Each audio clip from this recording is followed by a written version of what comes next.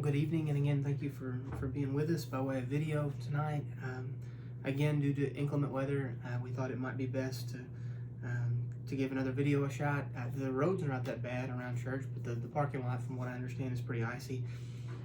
On top of that, our youth are not going to be at church tonight, or not with us, or wouldn't be with us because they're going to a youth night at Aberdeen.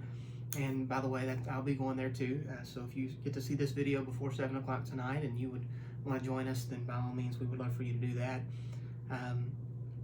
Wednesday nights for us are typically discussion based, and obviously I'm by myself, so there won't be discussion tonight, so maybe a little shorter than usual. But we've been going through very slowly through the Gospel of Mark, and tonight we're going to finish up chapter 4 of Mark's Gospel. And this is a very familiar passage, and one that is often, I don't want to say it's misused, because it's not really a misuse of it, but I think sometimes we kind of get distracted by a particular use of this text, so much so that we miss the main point. And just to illustrate that, the story is the story of when Jesus calms the storm on the Sea of Galilee, and that preachers like me have a tendency to allegorize a story like that, and so we all go through storms in life. And sometimes it feels like Jesus is sleeping, and we feel like we need to wake him up. And there's an application to that. I think that we've all been in the place where we've felt that way. But the danger of allegorizing a story like this is that if we're not careful, we'll miss what it really is, the main point. And that's what I want to try to point out to you tonight is simply what the main point is. So let me read Mark chapter 4, beginning in verse 35. I'm going to read through the end of the chapter, and then I'll come back and we'll make some comments along the way. Beginning in verse 35, on that day, when evening had come, he told them, "Let's go across over to the other side of the sea." So they left the crowd and took him along, since he was in the boat, and other boats were with him. A great windstorm arose, and the waves were breaking over the boat, so that the boat was already being swamped. He, referring to Jesus, was in the stern, sleeping on a cushion. So they woke him up and said, "Teacher, don't you care that we're going to die?" He got up, rebuked the wind, and said to the sea, "Silence, be still." The wind ceased, and there was a great calm. Then he said to them, "Why are you afraid? Do you still not have faith?" And then verse 41, and they were terrified and asked one another, "Who then is this? Even the wind and the sea obey him." Now we're going to come back at the end to this last verse, verse 41, but I do want to point out that verse 41, I think, tells us the purpose of the whole experience. Because in verse 41, the question is answered, who is this? Right? I think they learned something about who Jesus is in this experience. That, again, sometimes is overshadowed by the allegory of we all go through storms.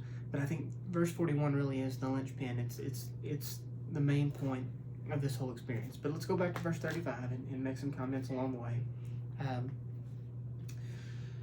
All right, verse 35. On that day, when evening had come, he told them, "Let's cross over to the other side of the sea." So the first thing I want us to notice is that this is very much directed by Jesus. It's not happenstance that they're on the water. It's not happenstance that the storm came. Jesus knew what he was doing, and he very purposefully put them on the water to go across, right? Verse 36, so they left the crowd and took him along, since he was in the boat. So remind you of where we came from last week. Jesus is teaching the crowds in the Sea of Galilee. We talked a little bit about, there was a place called, I think it was Sower's Cove or something like that some people believe was a common place that Jesus taught. But the crowd's pressing, and so Jesus gets into a boat and pushes out into the water, and this allows him to teach from the boat in sort of a natural amphitheater kind of setting, and so that's what's going on. But the time came for them to leave the crowd, so the crowd stand on the shore, Jesus and his guys push off, and one detail here, it says, and other boats were with him. That's one of those little details that we sort of overlooked that. These boats are never mentioned again, not to my knowledge. And I think the reason I point that out is to say that this, we don't want to forget that when we read the Gospel of Mark, we're really reading Peter's account. So Peter's, giving us details that may or may not be pertinent to the main idea, but it does give credence to the idea that this is a true story. This is not something someone just made up. They're recounting all the details in the same way that you might recount details when you're telling a story that really are not critical to the story itself, but you remember who's with you, or what was going on next door, things of that nature. That's what we're getting here, is just the details that Peter remembers. So the text goes on. It says, a great windstorm arose, and the waves were breaking over the boat, so that the boat was already being swamped.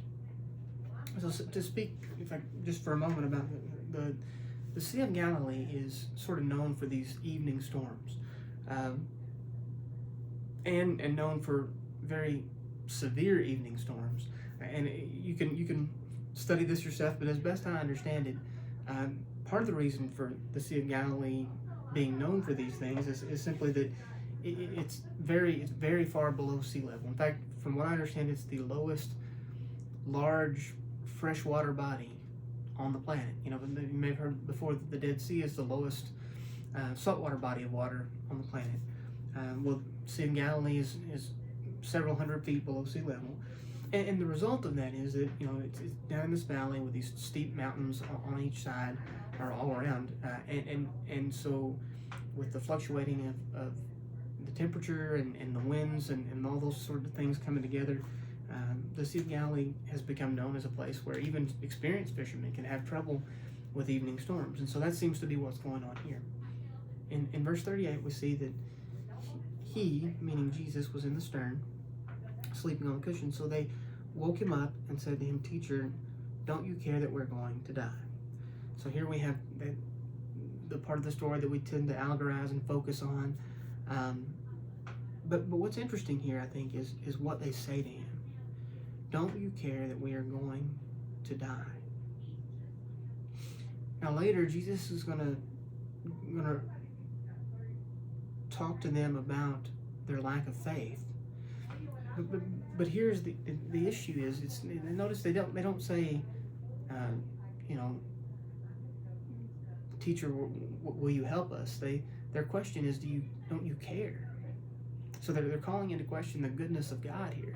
They're calling into question the awareness of God, and specifically at this point, Jesus, the awareness of Jesus as to what's going on with them, like his concern for them. That's what they're calling into question. So the text then says, he got up, rebuked the wind, and said to the sea, "Silence, be still." The wind ceased, and there was a great calm. Now, one thing that I saw in the unique, one thing that's unique about this particular verse is that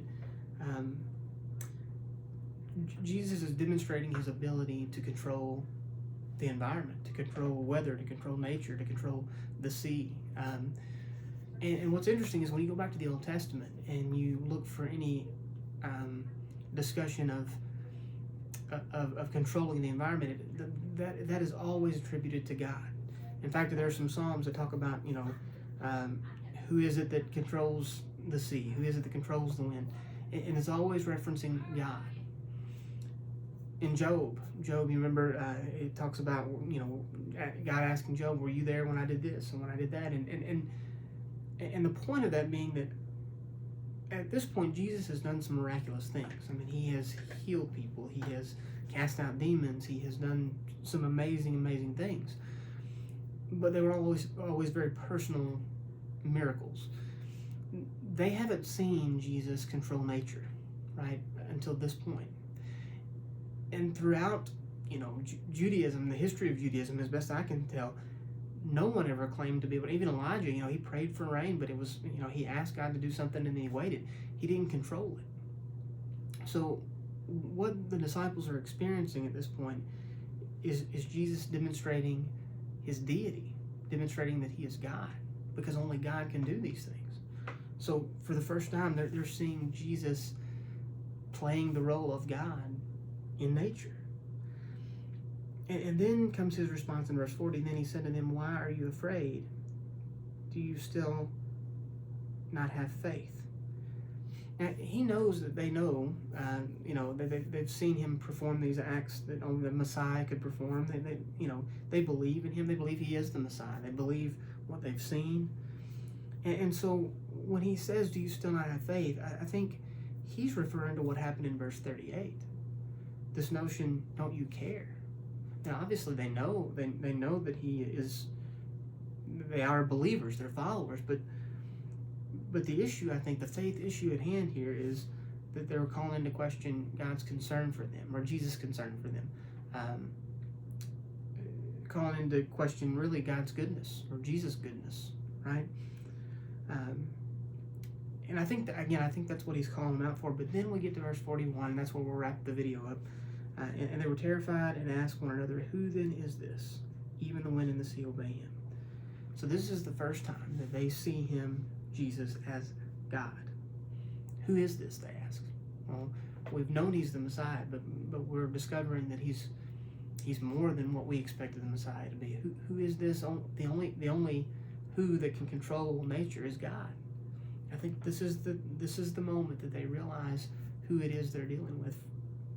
And I think that's the point of this text. I think that's why Jesus put them in a boat. I think he wanted them to see him perform acts that only God could perform, so that they would come to know who he is. There are applications to the storms of life, and I think that's perfectly appropriate. But I don't want us to miss the forest for the trees. There is a specific reason why Jesus had his disciples get in the boat, a very specific reason why they had this experience, and I think, again, we see what it is in verse 41. Who then is this? Even the wind and the sea obey him. So that's what I've got for you tonight. I hope you have a wonderful rest of your evening, and hopefully, weather permitting, we'll see you soon. Maybe as soon as Sunday, but I guess we'll see how the snow goes. If for some reason we're unable to have services on Sunday, then I will provide another video. And if you have any requests or recommendations regarding the video and maybe how we could do it differently that would be more helpful to you, then we're certainly willing to hear those and do our best. All right. Thank you so much. If you need me, let me know. And in the meantime, I'll be praying for you. Hope you'll be praying for me.